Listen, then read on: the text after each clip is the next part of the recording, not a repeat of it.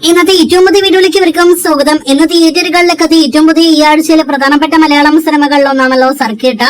ആസിഫിൽ നായകനെത്തിയ തമർ സംവിധാനം ചെയ്ത ഏറ്റവും പുതിയ മലയാളം സിനിമകളുടെ സർക്കിട്ടിന്റെ ആദ്യ ദിവസത്തെ Kerala tracking Kerala estimate report ഇപ്പോഴിതാ പുറത്തു വന്നിരിക്കുകയാണ്.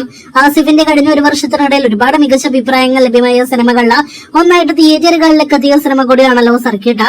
എങ്ങും മികച്ച അഭിപ്രായങ്ങൾ ലഭ്യമായ ഇമോഷണൽ ഫാമിലി ഡ്രാമ വിഭാഗത്തിൽപ്പെടുന്ന സർക്കിട്ട് എന്ന സിനിമയുടെ ഇന്നത്തെ കേരള ട്രാക്കിംഗ് റിപ്പോർട്ട് പുറത്തുവരുമ്പോൾ 16 ലക്ഷത്തിൽ പരമാണ് സിനിമയുടെ കേരള ട്രാക്കിംഗ് ഗ്രോസ്. അപ്പോൾ ഇന്ന് സിനിമയ്ക്ക് 35-40 ലക്ഷം റേഞ്ചിൽ കേരള ഗ്രോസ് മാത്രമേ നിലവിൽ നാം പ്രതീക്ഷിക്കുന്നുള്ളൂ.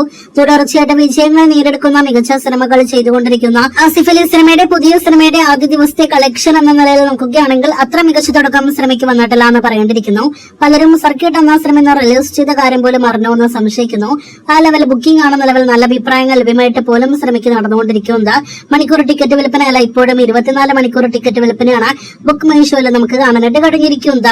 എന്തായാലും അടുത്ത ദിവസങ്ങളിൽ സിനിമയ്ക്ക് കയറി ഉയർന്നു വരാനായിട്ട് കഴിയട്ടെ എന്ന് ആശംസിക്കാം.